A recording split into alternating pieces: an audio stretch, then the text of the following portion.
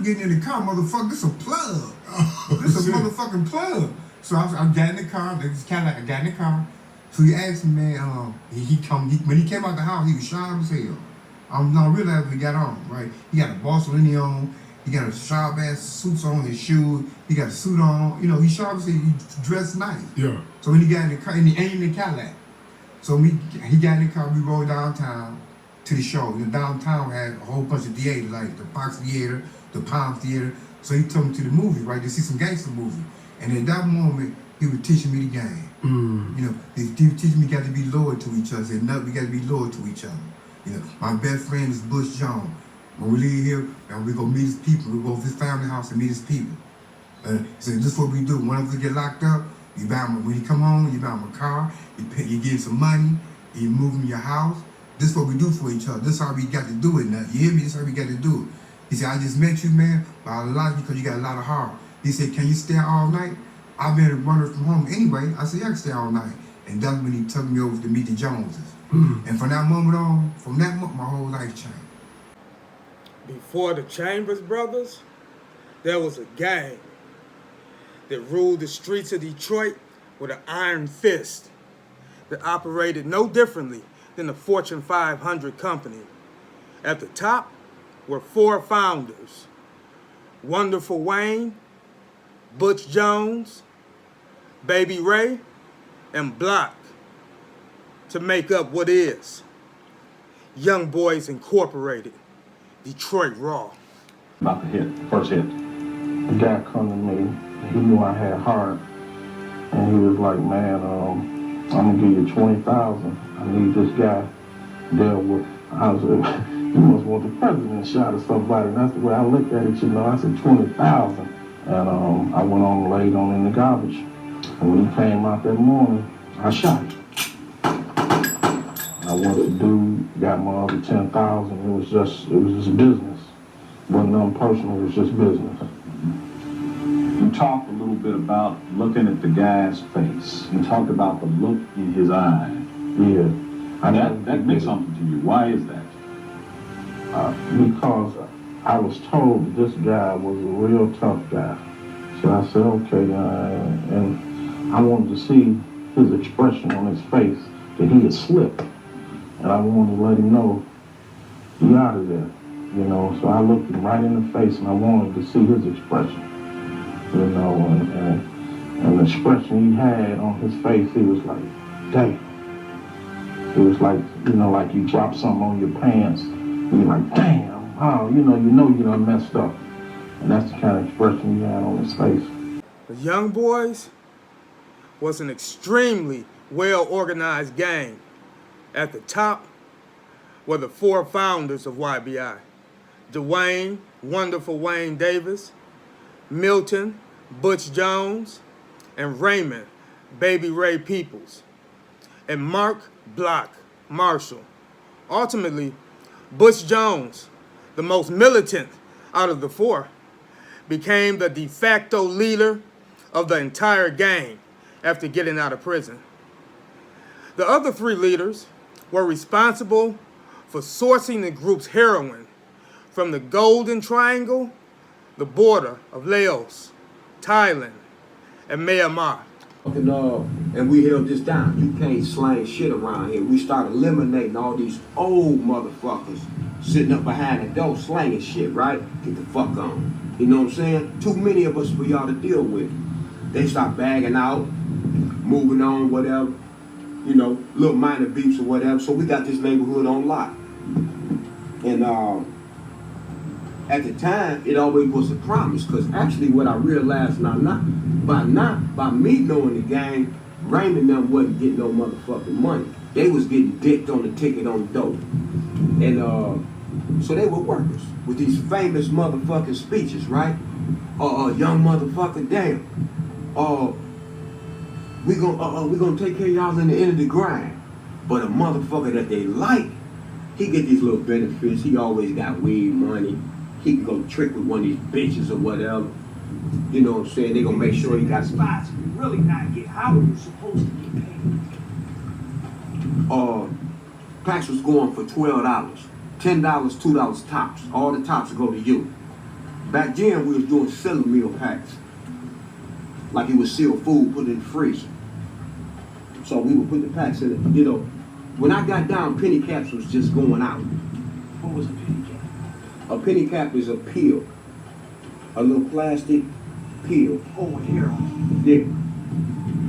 You know, a little easy ass hookup. You know what I'm saying? That shit just went out.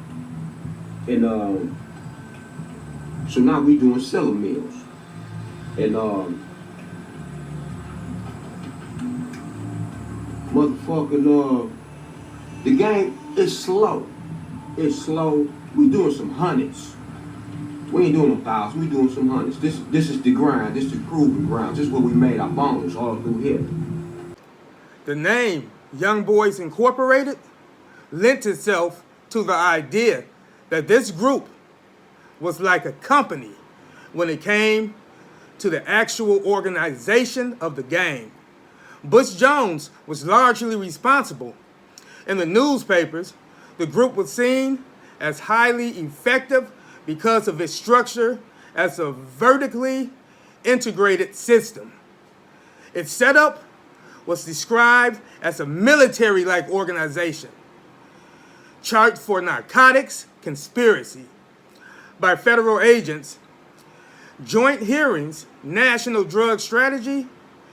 There was an inner circle, which consisted mostly of the founders of YBI and their lieutenants. Then the lieutenants were responsible for having runners. These runners were, in the case of YBI, oftentimes minors that were looking to make money on the side. The strategy of using minors made YBI extremely powerful and difficult to take down. Federal law enforcement, in the hearing with members of Congress, discussed the success of this tactic. Because most of the members of the organization were minors, efforts to penetrate and disband the group met to little success. Detroit people were attracted to the idea of YBI because it was a quick and relatively easy way to make money. The youth in YBI were able to afford expensive cars, jewelry, and clothes. They were not afraid to show off the successes that they were able to have because of their part in the game. People in YBI were known to wear Max Julian jackets, which was also known as the Young Boys jacket. Come back, you hit the streets again. Like, where is Young Boys at now that you're back on the street, like, motion-wise? We based on top of the world now. We famous now. So let me go back to prison. Okay. When I'm in prison, Wayne, they always come see me in prison. Wayne can't see me the most. So when Wayne hit the lottery for 100,000. So you know what I'm saying? Everybody had their own mentors, right? Locke was my mentor, Randy was Wayne's mentor, Chuck had Dave Menifee, and Bone Man had Walt Menifee, you know. But Bone Man, I'm putting on record, Bone Man was the first one, all Young Boys.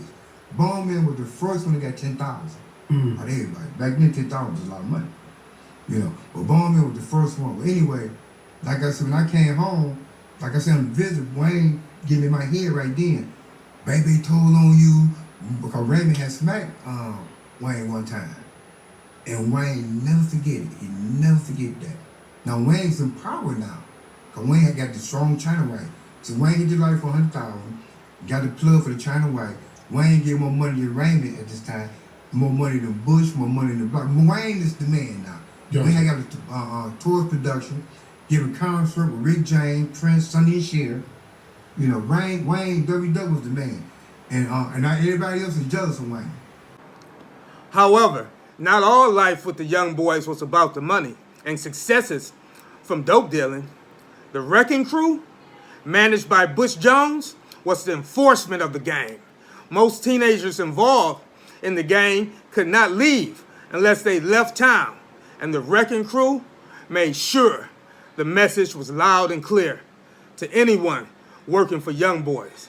Violence was inherently part of the Young Boys organization, as it was a way of keeping the young boys in line, and it was common to hear that competitors of the organization were killed in gang violence because Bush Jones did not want YBI to have any competition. And we might have had like maybe 4 or 5 spots. So Like, where were the first spots at? Markdale and Elmhurst, Dexter and Dwayne, Dexter and Tuxedo, And this is Atkinson and Dexter. what year is this? This is 77, 78. The products of YBI were branded different, names that made them marketable. Jones claimed in his book that he would test the products with users that were known to him who could vouch for the quality of the product. It was a rule within YBI that the lieutenants and anyone in the crew were not allowed to touch the products. This allowed them to stay sober and attentive to anything happening around them. Overall, YBI functioned similar to any large corporation that we see today, with the exceptions that the product that they sold is an illegal substance, and that there was violent retaliation for any movement against the gang. Always came with love, always came where it ain't gonna be no violence. But on the same token, I let a person know, now, I'm coming to you. Now, the next guy that I send, he's not gonna talk. He's gonna be some action. He's gonna bring the drama.